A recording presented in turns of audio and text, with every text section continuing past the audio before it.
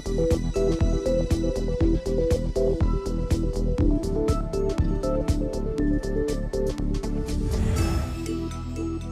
I'm Jim Sargent. I'm a pediatrician and prevention scientist at Dartmouth, and I direct the C.Everett Koop Institute at Dartmouth.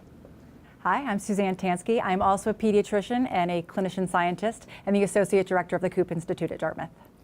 You know C.Everett Koop. You know what he did. I teach an undergraduate's course, and none of the kids raised their hand when I asked them who was C.Everett Koop. So this is a generational thing. For people that don't know in the audience, C.Everett Koop is a Dartmouth graduate and a pioneer of pediatric surgery who served as Surgeon General in the 1980s in the United States. While Surgeon General, he was a relentless advocate for public health.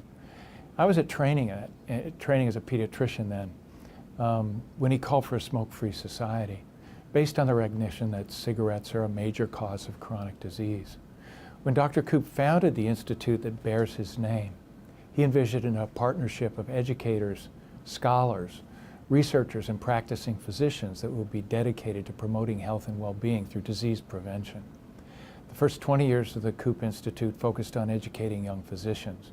As director in the past 2 years, I've assembled a group of scientists under the Koop banner to actually study how we can prevent disease. Chronic diseases, heart and vascular disease, emphysema, chronic obstructive pulmonary disease, diabetes, obesity. These are the diseases that cause our adults to have morbidity, hospitalization, and take up a lot of medical care. But we focus a lot on cure. As physicians, only about 12% of the total cost and the total underpinnings of health is actually caused by what we treat disease with. 35% is with our behaviors, our consumption of food, our not exercising, our behaviors that contribute to disease. And so we need to go upstream and focus on prevention of these diseases. And that's what we're trying to do in the Koop Institute, and specifically focus on those things that we are consuming as consumers: tobacco, alcohol, and energy-dense foods, things that taste so good we just can't stop eating them. Take cigarettes, for example. 5 trillion cigarettes per year are produced by cigarette companies. That's enough cigarettes, if placed end to end, to go to the sun and back. When people smoke those cigarettes, they load their lungs with boxcars full of tar every year. And more than 3 million people worldwide die prematurely from use of cigarettes. Half of those people die during middle age. So, you know, we have to realize Dr. Koop's vision of a smoke-free society, and that's what we're committed to doing at the Koop Institute. To Dr. Sargent's credit, he's been working on this smoke-free society for decades. He created a foundational project of research where he looked at how kids are influenced by the movies, and specifically whether kids watching movies with tobacco content leads them to start smoking. In the old days, tobacco industry would pay thousands of dollars to actors and producers to get cigarette brands in people's hands. And that recruited a generation of smokers because they thought it would make them sexier, happier, more wealthy, and they are left with a lifetime of disease and mortality that is one of the things we're trying to conquer. But with Dr. Sargent's groundbreaking work, he led to a World Health Organization statement on causality, a Surgeon General's report on causality, and the Motion Picture Association of America is now considering tobacco in its rating system. So that's where science actually led to change. And as a result, there's a lot less smoking in TV and movies now. And so we've seen direct action from that. Continuing with the cigarettes and policy view, we're working with the Food and Drug Administration. Koop researchers are working with the FDA to look at e-cigarettes and how those if they have a position with a nicotine policy. And we at the Koop Institute were some of the first folks who did the research to show that kids who try e-cigarettes go on to use combustible tobacco cigarettes, which used as intended will cause death. So we've got this comprehensive group of scientists in the Koop Institute who are focusing on cigarettes and tobacco. Looking into a different epidemic, today more than 1/3 of adults in the U.S. are obese. And that starts in childhood where children learn to eat. Koop scientists are studying why television viewing is such an important risk factor for childhood obesity. We've linked the recognition of television fast food advertising to obesity in adolescents. And we've shown that exposure to food ads cues preschoolers to eat when they're not hungry. Preschoolers who watch commercial television are exposed to 20 minutes of food advertising, each hour, and a third of that is food ads. The ads are targeted at children that haven't yet developed the capacity to even distinguish the ad from the programming, much less be skeptical of the message. And the aim is to get them to nag their parents for products like Happy Meals. The problem is that these foods are engineered to be overeaten. Koop scientists are piloting interventions like ad-free streaming services for kids that will allow parents to deliver programming but protect children from harmful advertising. Keeping true to the original Koop mission, we have passionate educators among us, and we conduct presentations, conferences, grand rounds around the United States and the world on the topics that we're talking about. Every year, the Koop Institute also brings together prominent tobacco scientists to an annual Koop conference, teaching our New England and Northeast tobacco treatment specialists the cutting edge on tobacco control and tobacco treatment. And Dr. Sargent teaches a course over at Dartmouth where he teaches undergraduates about risk behaviors in adolescence. And he talks about some of the corporate products that we've been mentioning: tobacco, alcohol, marijuana, automobiles, and guns, and talks about how those influence young people and their health decisions. We'd like to do something similar for current physicians and the lay public, consumers at large, so that they also understand about these products that influence behaviors of our consumers. In addition, we'd like to take that one step further. We have a set of Koop investigators who are looking at the pharmaceutical industry and looking at how we need to be skeptical of the messages that we get from the pharmaceutical industry, and in particular, off-label use of pharmaceuticals. As you know, and as many people know, the current opioid epidemic was started with an off-label promotion conducted by a corporation. And that's really led to where we are today, where more than 50,000 Americans died last year of opioid overdoses. That is higher than the number of individuals who died in motor vehicle accidents and makes it the most common reason for accidental death in the U.S. So we'd really like to expand our educational offerings and make sure that we are talking directly to consumers, to parents, as well as to pediatricians, physicians of all kinds, so that they understand the risks that corporations have to our public health. Skepticism is a theme that unfortunately needs to carry influences on research as well.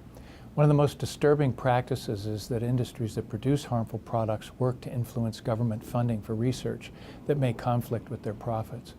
The National Institutes of Health funded me to study alcohol marketing about 10 years ago, and it was about alcohol marketing and underage drinking. When I approached the agency to talk about a renewal of the grant, I was met with statements like, "This isn't a priority for us anymore," and we skate close with the industry. This year it was revealed that that agency, NIAAA, my NIH agency that funded me, had been lobbying the alcohol companies that contributed $80 million for a clinical trial through NIH Foundation to study the benefits of alcohol. I'm leading a large study involving dozens of scientists who are summarizing the literature on alcohol marketing and underage drinking. We won't be able to finish that important work and conduct a scientific consensus conference without your help. The Koop Institute is part of the campaign for Dartmouth Medicine. We're seeking a $10 million endowment that will allow us to fund some of the important research and educational activities that we just described. Part of the money will be dedicated to 2 Geisel chairs to support the recruitment of new prevention scientists to the Institute. We hope that you can see the wisdom of addressing the root causes of chronic diseases and will donate to the Koop Institute in order to keep our Koop researchers working to prevent disease and ensure that our children and future generations will lead longer and healthier lives. I'm a communicator. I understand the power of the media, particularly in influencing decisions, purchasing, and how people and what they consume. A lot of this, you talk about educational projects, educational initiatives. What about the regulatory and the political side of this? Because Dr. Sargent, you talked about the lobbying that went on with your NIH agency. How much of it do you think where do you have to get to with that side of it, or do you just stick with the educational side of it to try and get that influence back? I think the problem with physicians and the way physicians deliver medical care is they tend to limit it to the individual patient. They treat these behaviors patient by patient. And it's very clear to me that the most effective way to deal with these behaviors is to better regulate or better constrain the advertising practices of the companies that are selling things like tobacco and alcohol and energy-dense foods. And that's a very important part of what we do. We call it regulatory research. How do you best understand, exactly how these products relate to disease and exactly how the marketing leads to behavior, so that you can best advocate for public policies that restrict that advertising. And just to add to that, one of the beauties of the project that Dr. Sargent conducted with movies and smoking is that he was the scientist, and other people took the advocacy and took it to Congress and took it to the students, who then lobbied the Motion Picture Association of America to change their rating system. So we were the scientists who produced the very rigorous and robust research that could then be translated. So that's been really important to us, to make sure we're producing high quality science. I think that's the other thing to be aware of, and that is that industry tends to respond if they feel threatened. So if the science, can be translated into something that industry people feel might threaten the bottom line, they'll change their behavior. But as long as they have a successful business model, they're not going to do it. What you're each doing is so important, and I really appreciate the enthusiasm and passion you're bringing to your work. And the key word here is in prevention.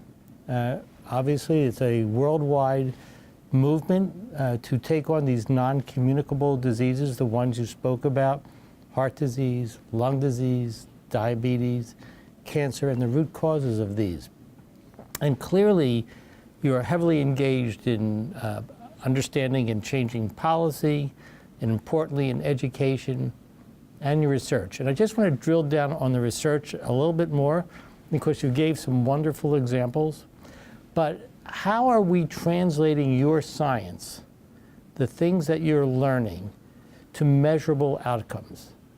Is there a way that we can really get insight into what the things that you are doing, that your scientists are doing, are really making a measurable difference in the consumption of these calorie-enriched foods, if you will, cigarettes, for example, things of that nature? Well, I think the best example is tobacco. There's been a concerted effort to understand how smoking relates to disease and how tobacco company behavior relates to larger levels of smoking in the population. And it's not just marketing. It's how the product is priced. It's how the product is distributed. It's the tobacco companies have worked with restaurant owners and bar owners to create environments that are amenable to supporting smoking. And the way we limited that activity gradually over time after the Surgeon General report, the first Surgeon General report in 1964, was by understanding how the industry worked and mostly getting the industry to voluntarily restrict its practices so that they had less access, and taxing the products so that they cost more. So we know what to do in terms of regulation because we learned it on the tobacco industry.